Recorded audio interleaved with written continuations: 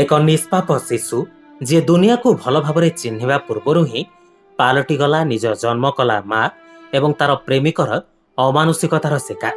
କେରଳର ଥିରୁବନନ୍ତପୁରମର ନେଦୁଆଙ୍ଗଡ଼ ଅଞ୍ଚଳରୁ ଆସିଛି ଏକ କାଳଜୟୀ ଘଟଣା, ଯାହା ଶୁଣିଲେ ଆପଣଙ୍କ ଆଖିରେ ଲୁହ ଆସିଯିବ। ମାତ୍ର 1.5 ବର୍ଷର ଶିଶୁପୁତ୍ର ଅର୍ସିଦ୍ର ସନ୍ଦେହଜନକ ମୃତ୍ୟୁ ପରେ ପୋଷ୍ଟମର୍ଟମ ରିପୋର୍ଟରୁ ଯେଉଁ ସତ ସାମ୍ନାକୁ ଆସିଛି ତାହା ସମସ୍ତଙ୍କୁ ସ୍ତବ୍ଧ କରିଦେଇଛି।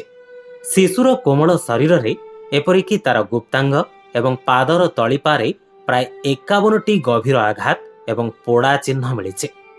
ଘଟଣା ସେତେବେଳେ ସାମ୍ନାକୁ ଆସିଲା ଯେତେବେଳେ ଗତ ଶୁକ୍ରବାର ଦିନ ଶିଶୁଟିକୁ ଗୁରୁତର ଅବସ୍ଥାରେ ଡାକ୍ତରଖାନା ଅଣାଯାଇଥିଲା। ସେଠାରେ ଡାକ୍ତର ତାକୁ ମୃତ ଘୋଷଣା କରିଥିଲେ। ମା ଅଖିଳା ଏବଂ ତାଙ୍କ ପ୍ରେମିକ ଆସ୍କର କହିଥିଲେ ଯେ ଖାଇବା ପରେ ଶୋଇବା ସମୟରେ ଅସ୍ୱାଭାବିକତା ଦେଖାଯିବାରୁ ଶିଶୁର ମୃତ୍ୟୁ ହୋଇଛି। କିନ୍ତୁ ପୋଲିସର କଡ଼ା ଜେରା ଆଗରେ ଅଭିଯୁକ୍ତ ଆସ୍କର ନିଜର ପାଶବିକତା ସ୍ୱୀକାର କରିଛି। ସେ କହିଛି ଯେ ଖାଇବା ସମୟରେ କାନ୍ଦିବାରୁ ସେ ଶିଶୁର ମୁଣ୍ଡକୁ କାନ୍ଥରେ ପିଟି ଦେଇଥିଲା ଏବଂ ଏକ ଲାଇଟର ସାହାଯ୍ୟରେ ତାର ପାଦର ତଳିପାକୁ ପୋଡ଼ି ଦେଇଥିଲା। ଏହି ଘଟଣା ପରେ ସ୍ଥାନୀୟ ଅଞ୍ଚଳରେ ତୀବ୍ର ଉତ୍ତେଜନା ପ୍ରକାଶ ପାଇଛି।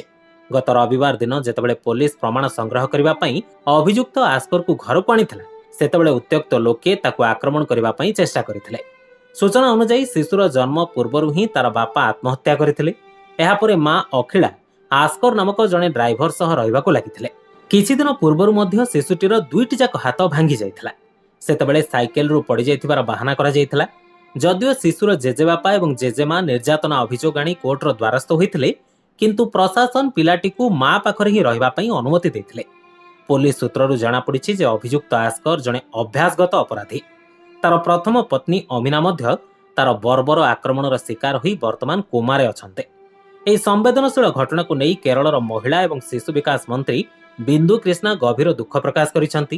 ସେ କହିଛନ୍ତି ଯେ ଘର ଭିତରେ ଶିଶୁମାନେ ଯେପରି ଏଭଳି ନିର୍ଯାତନାର ଶିକାର ନ ହେବେ, ସେଥିପାଇଁ ସରକାର କଡ଼ା ପଦକ୍ଷେପ ଗ୍ରହଣ କରିବେ। ବର୍ତ୍ତମାନ ପୋଲିସ ଉଭୟ ମା ଓ ତାର ପ୍ରେମିକକୁ ଗିରଫ କରି ଅଧିକ ତଦନ୍ତ ଚଳାଇଛି। ଜଣେ ଜନ୍ମକଲା ମାର ଏଭଳି ନିଷ୍ଠୁରତା ସମାଜକୁ ଆଜି ଏକ ବଡ଼ ପ୍ରଶ୍ନବାଚୀ ସାମ୍ନାରେ ଠିଆ କରିଦେଇଛି।